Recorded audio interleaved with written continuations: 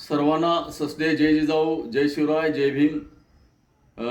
आज व्हिडिओ करण्याचा उद्देश असा की महाराष्ट्रामध्ये जे आरक्षणाबद्दल जे काय चालू आहे सरकार, तसंच मनोज जरांगे, तसंच मराठा समाज, ओबीसी समाज, याबद्दल आरक्षणाची वस्तुस्थिती काय माहिती असं हे समाजाला, मराठा समाज असेल किंवा इतर समाज असेल, बहुजन समाज, याला आरक्षणाबद्दलची माहिती कळावी यासाठी हा व्हिडिओ करण्याचा माझा मानस होता.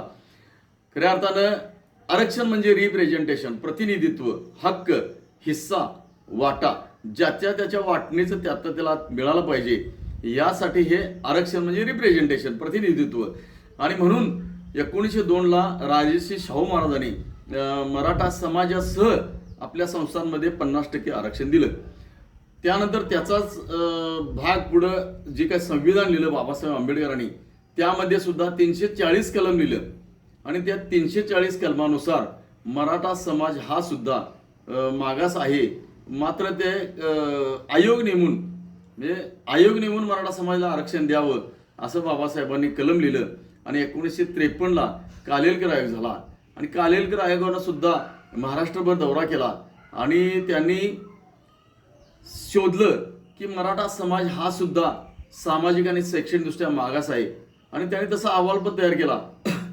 आयोग तो जो झाला, तो आयोग लागू करून घ्यायचं काम कुणाचं असते, तर तत्कालीन परिस्थितीला जे राज्यकर्ते असतील त्याने तो आयोग लागू करून घ्यायला पाहिजे होता. तत्कालीन प्रधानमंत्री पंडित नेहरूजी होते. तो आयोग लागू न करून घेतल्यामुळं आपण मराठा समाज आरक्षणापासून वंचित राहिला. त्यानंतर बरेच आंदोलन चालू झाली. मग मराठा महासंघाचे संस्थापक आदरणीय अण्णासाहेब पाटील हे आमदार होते आणि त्यांनी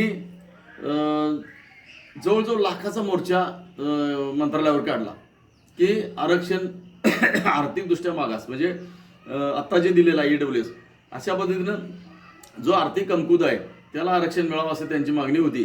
आणि त्याने आदल्या दिवशी जाहीर केलं होतं की मला जर आरक्षण नाही मिळालं तर मी उद्याचा सूर्य बघणार नाही. म्हणजे स्वतःला त्यांनी आरक्षण नाही मिळालं म्हणून स्वतःला गोळ्या घालून घेतल्या. फार मोठं त्यांनी त्याग केलेला आहे मराठा समाजासाठी. आणि त्यानंतर मंडल आयोग, मग मंडल आयोगाच्या वेळी आपली जी मराठा समाज जो होता तो ओबीसी मध्ये घालायला पाहिजे होता, पण त्याच्याऐवजी ते काय झालं, ज्या काय VP सिंग 1992ला जनता दलाचं सरकार होतं, किमान मराठा समाजातल्या ज्या जातीला नोंद कुणबी आहे अशी जात, त्या ज्या काय जाती समावेश झाल्या ओबीसी मध्ये, त्यामध्ये ते समाविष्ट केलं.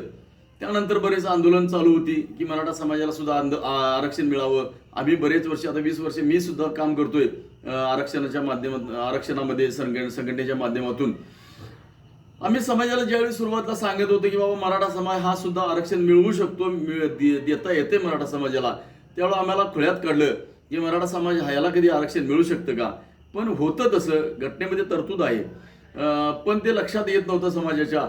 आणि मग आम्ही सुद्धा भरपूर आंदोलनं केली. शिवनेरीवर अशोकराव चव्हाण मुख्यमंत्री असताना संभाजी ब्रिगेडच्या तरुणांनी अक्षरशः हेलिकॉप्टर बोललं. बऱ्याच जणांच्यावर केसेस झाल्या. आमच्या कोल्हापूरच्या सुद्धा बऱ्याच मुलांच्यावर केसेस झाल्या. त्यामध्ये मग त्यांना 5 वर्ष तारखा पुण्याला पडायच्या. त्यामध्ये हिंदराव होजरे पाटील असतील, हे प्रमुख इथं कोल्हापूरमध्ये, आणि आम्ही होतो. आणि त्यांना तारखेला न्यायचं, तो सगळा खर्च घालायचा. तिथं पुण्यामध्ये आदरणीय खेडेकर साहेब असतील किंवा प्रवीणदादा गायकवाड असतील, श्रीमंत कोकाटे सर असतील, हे तिथला सुद्धा खर्च बघत होते. त्यांनी ते वकिलांची फी वगैरे देणे. आणि बरेच वर्ष आम्ही तो लढा लढला, पण आरक्षण काय आम्हाला भेटलं नाही. बरेच वर्ष आंदोलनं झाली. त्यानंतर 4 एप्रिल 2012ला सुद्धा फार मोठा मोर्चा मंत्रालयावर काढला.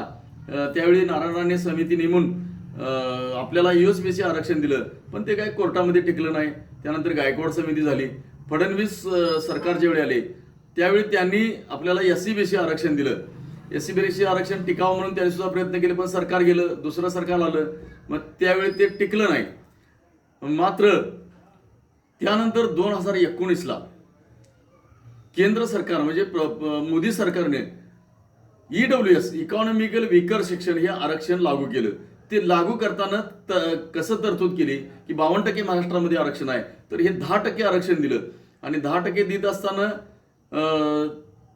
ज्याचं उत्पन्न 8 लाखापेक्षा कमी आहे अशा गरीब आणि ओपनमध्ये जो आहे त्याच्यासाठी 103वी घटना दुरुस्ती करून त्यावर राष्ट्रपतींची सही झालेली आहे.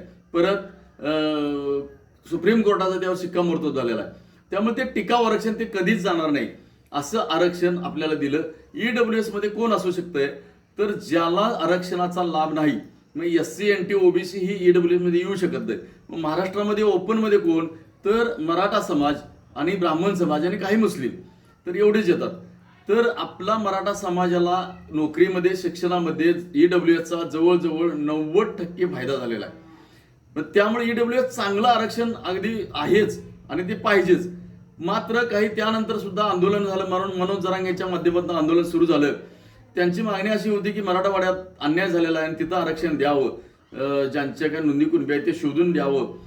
तर लगेच मुख्यमंत्री एकनाथ शिंदे साहेबांनी काय केलं की महाराष्ट्रभरच्या ज्या कोणाच्या नोंदी राहिल्या असतील, ज्यांनी काढल्या त्यांनी ओबीसी दाखले काढले होते, पण ज्यांनी काढले नाहीत त्यांना सुद्धा शोधून ते ग्रामपंचायत किंवा तलाट्यामार्फत प्रत्येकाला शोधून त्यांच्यापर्यंत पोहोचवायचं काम केलं. नंतर मागणी आली की गुजरात आपलं हैदराबाद गॅजेटमध्ये जी काही नोंदी आहेत त्या सुद्धा नोंदी शोधून त्या मिळाव्यात. त्यानंतर अशी मागणी आली की मराठा समाजाला सरसकट आरक्षण मिळावं. त्यानंतर सुद्धा राज्य सरकारनं काय केलं की मराठा समाजाला SC BC आरक्षण लागू करायचा निर्णय घेतला. ते करत असताना काय केलं ते टिकाऊ कसं होईल. मग टिकाऊ करत असताना काय तर आणीबाणीची वेळ जेवढी असते एखादा निर्णय घ्यायचा असतो अशा पद्धतीनं म्हणजे मराठा समाज जात म्हणून दिलं नाही तर वर्ग म्हणून दिलं, कास्ट म्हणून नव्हे तर क्लास म्हणून दिलं, म्हणजे ते आरक्षण टिकू शकतंय. आणि अशा पद्धतीचं SC BC आरक्षण दिलं. ते SC BC आरक्षण दिलं. त्यानंतर मनोज जरांगेंनी काय मागणी केली की सरसकट मराठा समाज हा OBC मध्ये घातला पाहिजे. खऱ्या अर्थानं आता आपल्याला ईडब्ल्यूएस आरक्षण आहे, परत SC BC दिलेलं आहे. खऱ्या अर्थानं ईडब्ल्यूएस असताना सुद्धा SC BC घेतल्यामुळे बऱ्याच मुलांचं अडचण झालेली आहे की ईडब्ल्यूएस दाखले काढले, काहींनी भरतीला परीक्षा दिल्या, कोण भरतीत उतरला, काय झालं नाही. आता त्या तिथं झालं कसं की SC BC मिळाल्यामुळे आता ईडब्ल्यूएसचं द्यायचं काय SC BC, त्यामुळे त्यांच्या भरत्या सुद्धा थांबवलेल्या आहेत. म्हणजे असा हा जो गोंधळ होतोय त्याच्यापेक्षा ईडब्ल्यूएस आरक्षण चांगलं आहे. ते अजून महाराष्ट्र शासनानं काय केलं की ज्यांना आरक्षण मिळणार नाही अशांसाठी 15 लाख रुपये बिनव्याजी कर्ज दिलेलं आहे. म्हणजे उद्योजक सुद्धा आपले तयार झाले पाहिजेत. त्याचबरोबर सारथी स्थापन केली. म्हणजे बार्टीच्या धर्तीवर SC समाजासाठी SC NT साठी बार्टी जे होतं त्या धर्तीवर सारथी स्थापन करून 12वी पर्यंत शिकणाऱ्या मुलांना जवळजवळ 38,400 रुपये हे मिळते की सवलत मिळते, त्यांच्या खात्यावर पैसे जमा होतात. त्याचबरोबर त्याच्या पुढे शिकणाऱ्या त्यांना 55 दशमुख शिक्षक त्यांना अनुदान आहे, त्यांना सुद्धा ती फी मिळते. आता तरी मुलींना शिक्षण मध्ये मोफतच केलेलं आहे. परत मुलांना सुद्धा जी 50% फी होती ती सुद्धा द्यायची व्यवस्था केलेली आहे. त्यामुळं आता कुठलं आरक्षण करणे म्हणजे आता OBC समजा जायचं म्हटलं तर OBC मध्ये आता 27% OBC संख्या आहे. आता 52% आरक्षण आणि आता हे ईडब्ल्यूएस 10% म्हणजे 62% आरक्षण आहे. मग OBC 27% संख्या, त्यांच्या 52% संख्येला 27% आरक्षण दिलेलं आहे. आणि मग आपले 32% संख्या आपण आणि त्यामध्ये आता जर जायचं म्हटलं कारण त्यावेळी स्पेस होता, 50% आरक्षण होतं, त्यावेळी आम्ही मागणी करत होतो की OBC मधनं आरक्षण मिळावं. पण आज 50%च्या वर गेलेलं नाही. इंदिरा साहनी विरुद्ध भारत सरकार त्यावेळी जे काही जजमेंट झालेलं आहे त्यावेळी सांगितलं की 50%च्या वर आरक्षण देता येणार नाही. त्यामुळं आपण आता त्यामध्ये जायचं म्हटलं तर OBC पहिलीच संख्या एवढी आहे आणि आपण त्यात गेलो म्हणजे ज्या बरणीमध्ये एक 10 लिंबू बसतील त्या ठिकाणी 100 लिंबू घालायचं म्हटलं तर परिस्थिती काय होईल आपण समजून घ्या. त्यामुळे OBC आरक्षण न मागता आता जे बरोबर आहे म्हणजे जे काय ईडब्ल्यूएस आरक्षण आहे हे चांगलं आरक्षण आहे, त्याचा फायदा घेतला पाहिजे. आणि मी म्हणतोय आता आरक्षण आम्हाला त्यावेळी गरज होती, काही मुलांना अडचणी होत्या, काहीच मुलांना नोकरीमध्ये गेल्यानंतर त्यांना आरक्षण नसल्यामुळे काही तोटा होत होते, त्यांना ओपन मध्ये जायचं लागत होतं.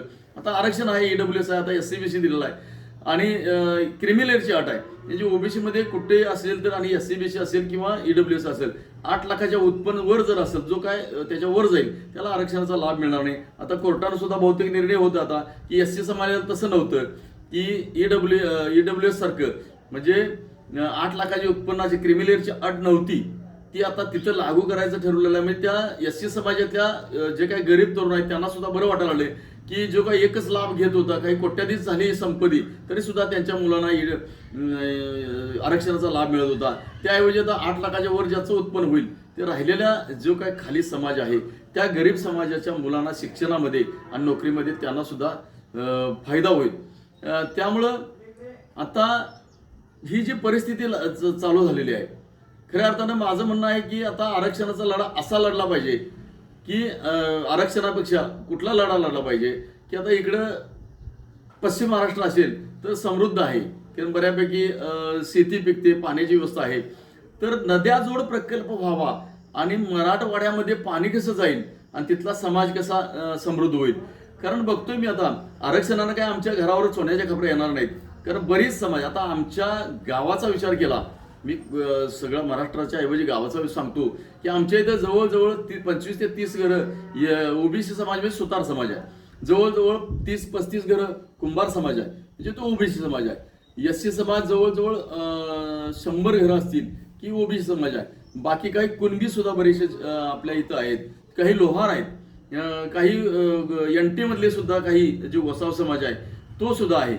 मग आता या समाजामध्ये आता मी बघितलं तर ओबीसी समाजामध्ये एकही सरकारी नोकरीला नाही आहे.